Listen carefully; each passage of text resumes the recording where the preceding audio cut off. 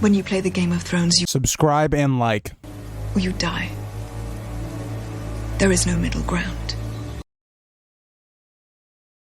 Alright, hello YouTube, welcome back to the Grease Comics YouTube channel. Today's video, we're going to be talking about the fall of House Velaryon, and more importantly, what led to the events of their inevitable fall. And for this video, we're going to be talking about a lot of things surrounding House Velaryon, which is going to include spoilers for House of the Dragon, so if you do not want to have anything spoiled for House of the Dragon, whether that be future events or things that have happened on the show already, I would stay clear of this video because we are going to be talking about that time period specifically and the time period after. But this video, I want to say, was heavily inspired by History of Westeros. They do some very good podcasts. I actually am very new to their, channel. I've been listening to them on Spotify when I go to work.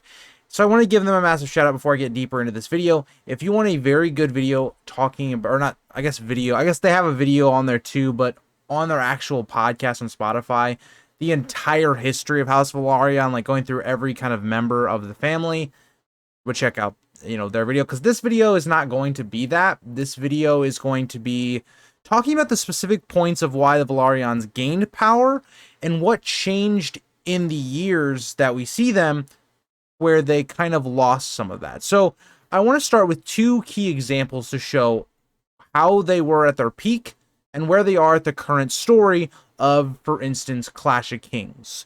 So to start off with, we are told that the Velaryons were more rich and powerful during Jaehaerys the Old King's reign than even the Lannisters, which is crazy to think about because we know from the current story, very influential, very powerful, and have a ton of money, even more so in the main story.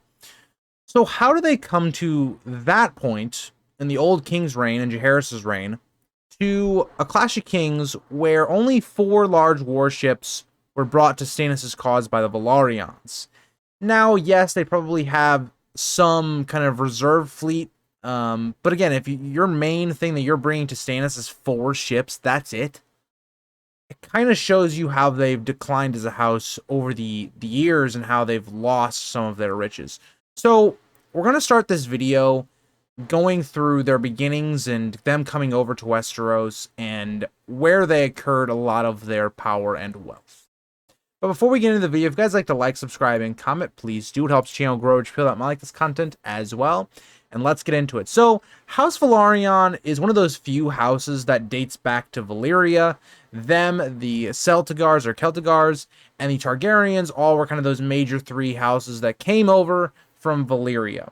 And we kind of get this sense that a lot of the Velaryon power was kind of tied into the Targaryens, where the Velaryons never had dragons, which is a weird thing. I mean, the Celtigars didn't either. But they were a major naval power, and we're told that right away. So the idea here that is presented by people like History of Westeros is that they could have been these almost like servants, or these people that profited over protecting, sea lanes and stuff like that. So if we look at things like World War II, when they were trying to transport, say, supplies to like Britain, for instance, right? You would usually have like a convoy to protect your shipping so that people could get food and supplies for the war. That's kind of what we could see that maybe House Velaryon was doing and why they got so powerful off of that. That they could have been a family dating before Westeros, where they were just kind of that kind of a house. They were security for some people trying to ship and other things like that. We are told that the Targaryens and the Velaryons were very close allies, which we definitely see when they come over, as the Velaryons are some of Aegon's biggest backers. We even see, and we're going to talk about this a little bit later on when we get further into this, that the Velaryons a lot of the times are actually married into the Targaryen family, and this was done for a couple of reasons that we'll explore later on. But Aegon, Visenya, and Rhaenys' mother was a Velaryon, so that kind of shows you how close these families really were. Now, the Velaryons decide to settle in Driftmark. It's this kind of island very close to Dragonstone, so it kind of makes sense later on when we get to when Stannis is in charge of Dragonstone, how they're kind of like this vassal for Stannis and one of his bannermen. And there's this rumor that supposedly they get the throne from the Merling King. Maybe it happened, maybe it didn't. It's just kind of a myth I think there is maybe some possibility that they just wanted some badass thing and they made it up. Could be possible, maybe not. And I specifically noted when I was doing my research for this video, even at this early time with Aegon the Conqueror, they were a major sea power, and they at this early time were probably the most powerful. You could maybe look at the Greyjoys when they start gaining power a little bit later, but as of right now, I think you would point to the Velaryon fleet as being the main naval power in Westeros.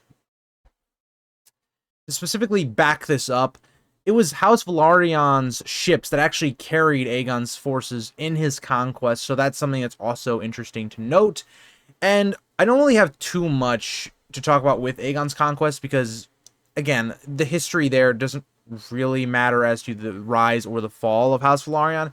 But most notably, where I want to go to is directly after the conquest. So after the conquest, Aegon is basically making all of these new titles. So for instance, we have like the Master of Ships, Master of Coin, Hand of the King. All of these things are made by Aegon the Conqueror.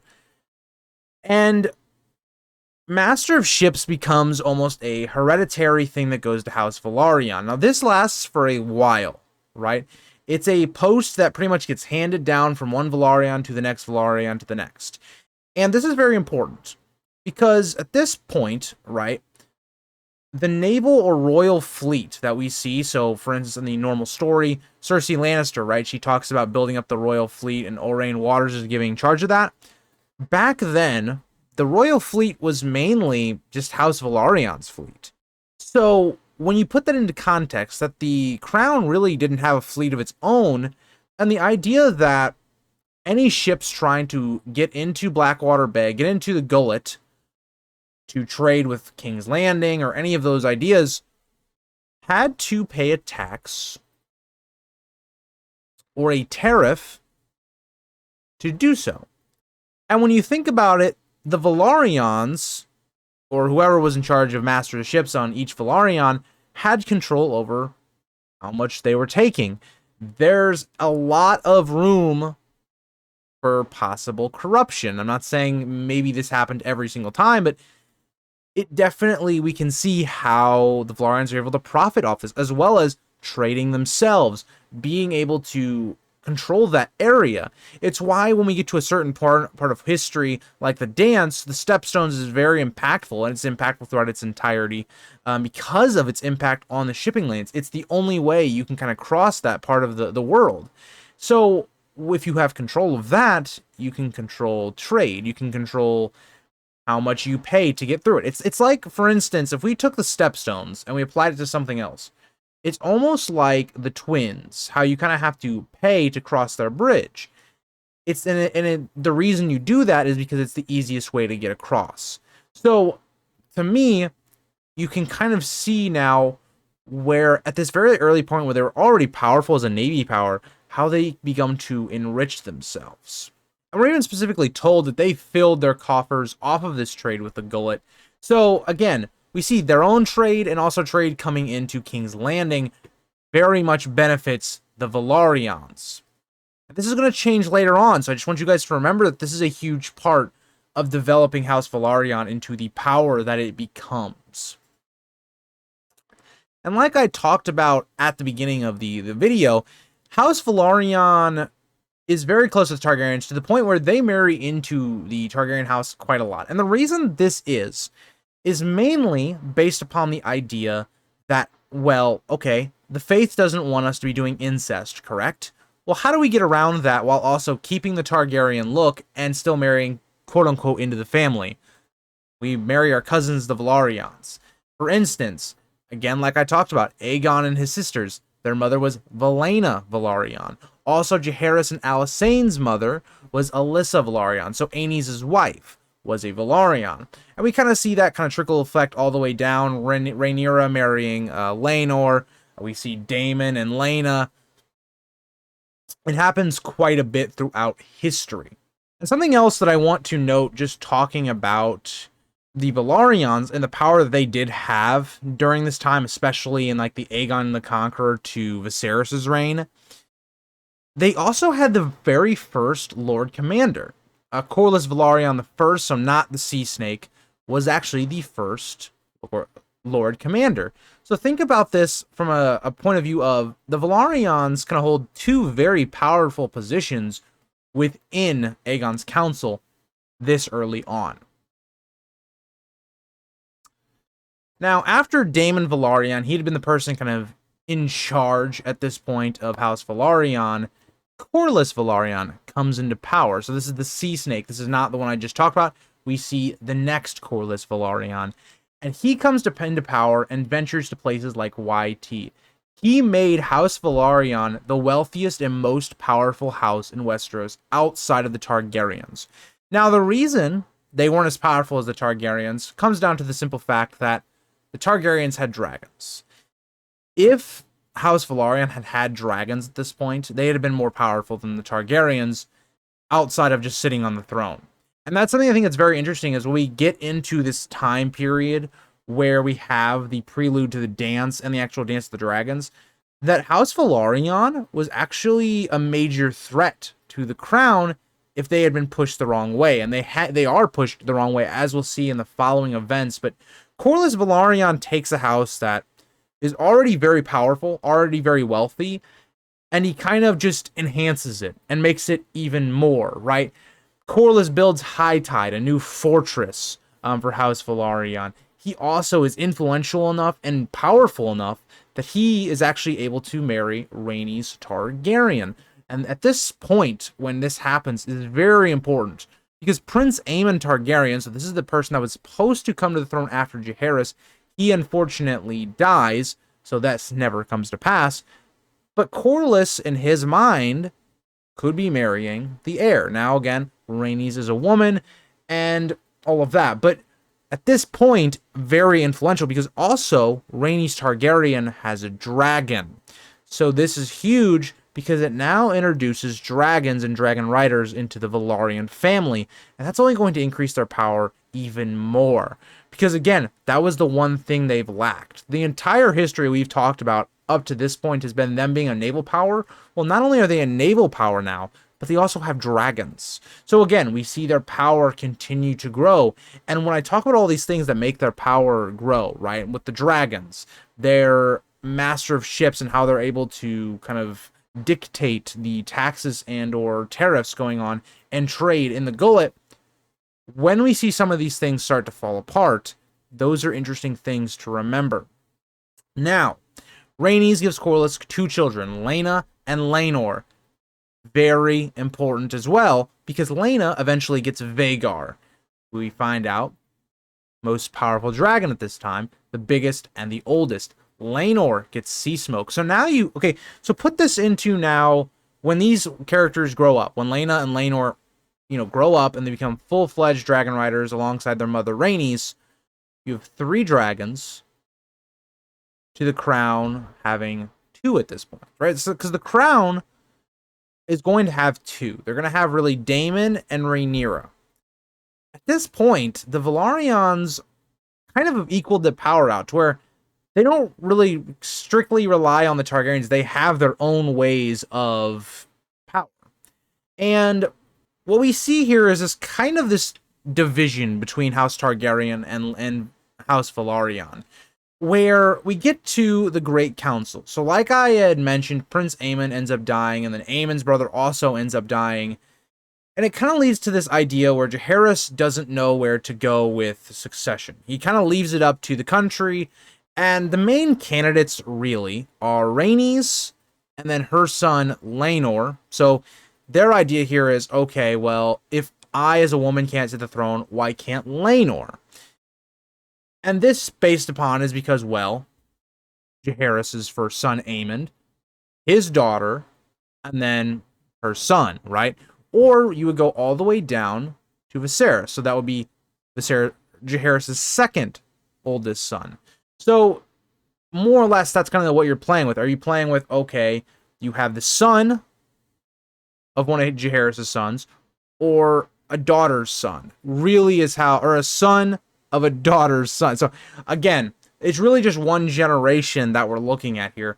And I think most of the country knew it was going to be Viserys, but the only reason it was even a contest was because of how powerful Corlys was, and they couldn't just say, yeah, no, no, it's not happening. Sorry, Rhaenys, you're not becoming queen. Laenor, no. But because of how powerful they were, because of how powerful Corlys was, he was able to sway maybe some people here and there because of how rich they were. But in reality, at the end of it, it probably wasn't close. So we don't really know the exact numbers, but we're told it's not very close. Maybe that's the Maesters influencing things, or maybe shifting some numbers around those aren't accurate. Who knows? But we end up knowing that Viserys wins. So that's kind of the first strike, right? Now the next strike is a few years later, Viserys' wife dies. And Corlys right away puts Laena in this position to be betrothed to Viserys. And Viserys decides, like we see in House of the Dragon, nah, I'm not going for that. I'm going for Alicent. This was a terrible mistake when you really think about it. Like, think about what I've presented as an argument here. The Velaryons, by themselves right now, are probably of equal, if not more power than the Targaryens. They're just not sitting on the throne. So they don't have that perceived power by the public. And they don't have, like, the oaths, I guess, of the Seven Kingdoms. But when you think about it, Corlys is more rich than the Crown right now. They have more dragon riders than the Crown right now. And you've already slighted them once. You do not want to make them your enemy. And unfortunately, Viserys pisses them off again. So this is really the point where Corlys Velaryon he's fed up. The Velaryons are basically fed up with the Crown, and they kind of do their own thing in the stepstones for a while, just kind of securing their trade routes and things like that. Things that I don't really think contributed to their fall, but maybe you could look at it where exhausting resources for the stepstones, maybe. I don't think so, though. Eventually, our next big thing we'll get to is going to be Laena marrying Daemon and Laenor marrying Rhaenyra. Both of these relationships don't work out the best. As we know, Rhaenyra and Daemon get together. Laena ends up giving Daemon 2 children, the twins, and Laenor, we don't know if he gave Rhaenyra any children, because again, they're probably Harwin Strong's bastards. So, not the most profitable relationships, and they both end up dying. So, we see a little bit how the Velaryon power dies here when it comes to succession. Because when we look at other things like Vaemond dying, right, and also Rhaenys dying at the beginning of the war, Corlys is in a weird spot because his children are dead. And even all of his quote-unquote grandchildren by Laenor and Rhaenyra also all die. So we come to this weird situation, and I know when we get to the Dragon Seeds, right, I know that there were some of his grandchildren still alive, but thinking about it from Corlys' mind, he's kind of running out of Velaryons to kind of hold up the pestle once he's gone, quote-unquote. And I want to point out here is that when Rhaenys dies, right, they've now lost their big 3 dragon riders. They're only really down to Baela and her small dragon Moondancer at this point of history. So think about it already from that aspect. One of the big things that gives the Velaryons a lot of negotiating power is them getting dragons. It's something everyone in the world wanted.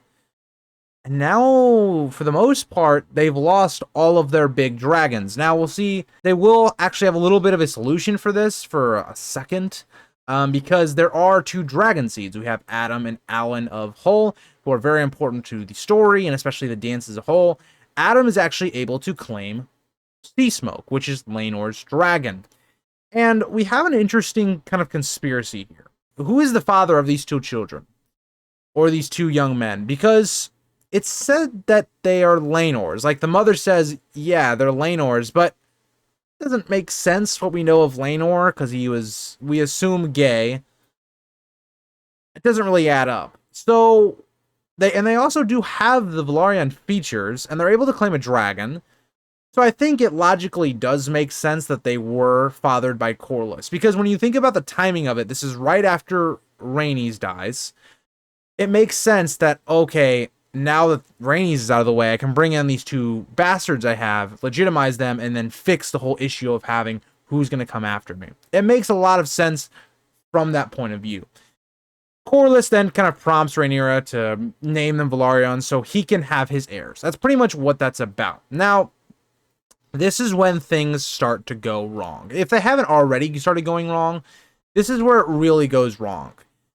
Firstly, House Velaryon loses around a third of its fleet in the Battle of the Gullet against the Triarchy, so some of Corlys' old enemies come back to bite him in the ass. And alongside of this, High Tide, their new castle that they had built, and Spicetown are both sacked. And Spicetown is never actually repaired. So now we have to think about the idea of, even after the war, High Tide needs to be repaired. And also, this third of the fleet that's just been lost needs to either be repaired or whatnot. This is going to take a lot of gold, a lot of resources, a lot of manpower to do. And that is the beginning of what we're going to see during this time period of constant chaos, constant warfare. And that's really all I want to talk about when it comes to the dance, for the most part, when it comes to House Velaryon. The major point here is to look at their family, a lot of them dying off. 2, they really don't have any dragons at this point, because we also see that Adam dies with sea smoke. So you're really out of full-grown dragons at this point. And you're going to, during Aegon III's reign, you're going to be completely out of dragons. And dragons are going to die out completely.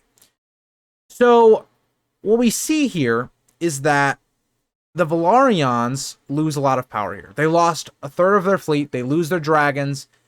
And the final kind of nail in the coffin is going to come a bit later in Aegon III's reign, but we'll kind of talk about that when we get there.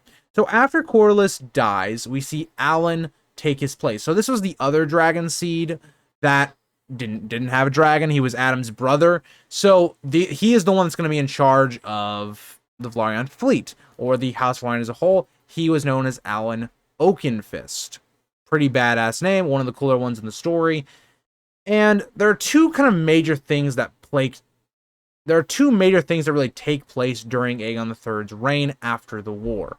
One, the royal fleet, it's made its own entity. So up to this point, like I'd said earlier in the video, the Velaryons had really been the royal fleet. And now that this was happening, House Velaryon still did put ships into the royal fleet, but it wasn't like they were controlling it anymore. They maybe had like 10% of the fleet in there. So what this means now is that the Velaryons are not the one that are getting this tax money or these tariffs. They aren't really part of that. And their trade, as a result, is going to suffer. How much they're able to bring in and fill their coffers is not nearly as high as it is when you consider that they have other expenses that they have to fix because of the dance. Now, the second part of this is that House Velaryon was constantly at war in the years following the dance. There's two main ones I want to talk about here. So, one is he has to go take out Dalton Greyjoy, which is basically sending the Velaryon fleet all the way around the world. And 2, a conquest of Dorne. Now, in both of these events, they go reasonably well. Like, the Velaryons win. Okay, let me put it in this regard for Dorne. They win their battle, but they don't win the war. Like, put it that way. But either way, even when the Velaryons are doing well here, they are losing manpower. Regardless, you're going into wars, you're fighting people, you're losing ships. Things that maybe would not have bothered Velaryons in past years when they were in a more powerful position. But now that they're not in that position, they can't do that. They can't replenish what they're losing at this rate, right? And that's what I'm trying to show you guys, is that as their wealth comes down and how they're able to bring in gold, they're also increasingly getting into conflicts and increasingly losing things or having to repair things. And that is kind of the first step in that whole idea.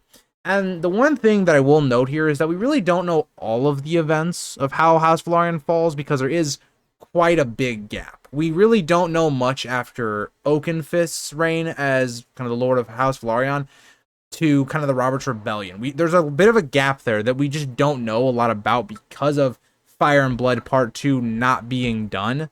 But well, we kind of can speculate, and a lot of the things I've presented here I think can really paint the picture of why House Velaryon eventually stops happening. And another big problem here is not only is House Velaryon not the royal fleet anymore, they also stop being master of ships. Like, it's not a hereditary anymore. Like, yes, they are still a lot of Velaryons that become master of ships, but it's not this thing where it's just, okay, bam, House Velaryon in there every single time. And this affects their ability to trade as they had in the past, right? And this just, in my opinion, crippled the Velaryon manpower and naval supremacy. And I think the last part of this that I want to talk about is when I started this video, I talked about how the Targaryens and Velaryons were very close. The Velaryon power was very much tied to the Targaryens' power. When the Targaryens were at their heights, the Velaryons were at their heights. When the Targaryens were at their lowest, they had no dragons, they were at their worst point, so were the Velaryons. The Targaryens not being able to enforce their dynasty as easily as they were with the dragons took a toll on House Velaryon. And when we finally see House Targaryen taken over, that's when we see House Velaryon at its lowest. Now, I want to put one more thing in there that I think a lot of people overlook. The last Velaryon that was in the Master of Ships position was Lucerys Velaryon. Now, not the one from House of the Dragon. He was one that was the Master of Ships to Aerys. Now, I'm talking about Aerys the Mad King. And Lucerys was such a staunch supporter of Aerys that he was kind of one till the end. Lucerys ended up dying, but think about what this does, right? When we think about people like Tywin, who flipped sides at the last second to get favor from Robert, this gave no favor to Robert. Robert would remember that House Velaryon took Aerys' side until the end. And put that in the light that the Targaryens now have lost power, so do the Velaryons. Because now the Velaryons are just this bannerman for Stannis. They've come from being this ancient noble house of Valyria to dragon riders, the wealthiest, and now they can only have 4 warships in a war. That's it. That's all they have. And even after the Blackwater, House Velaryon is being ruled by a 6-year-old. It really shows how the mighty have fallen. And that's going to bring us to an idea. Will we see House Velaryon, because the Targaryens will presumably be gaining power again with Dany come over, will we see House Velaryon go back up just like the Targaryens have? I'm going to do a video probably next week talking about Aurane Waters. Maybe Aurane Waters takes the ships he got from Cersei, the men within those ships, and takes Driftmark. What if he becomes the new leader of House Velaryon? Would he ally with the Dany or young Griff to gain more power and get back to being the main master of ships and the dominant navy? Who knows? We just don't know. I don't know if it's possible. But let me know what you guys think about House Velaryon and how they've fallen as a power and their story as a whole. Again, at the end of the video, massive shout out to History of Westeros. They do a very good job covering these topics, and I did a small snippet of some of the stuff they covered in their podcast or video. And yeah, so I wanted to give a massive shout out to them because they even sparked some things that I think were interesting that I talked about in this video. So again, massive credit to them. Fantastic work that they do as always. And I hope you like this video. If you guys want to see more like longer style, like history type content, let me know. I like doing these every once in a while. But yeah, thank you guys for watching the video. And I'll see you guys all in the next video. Bye guys.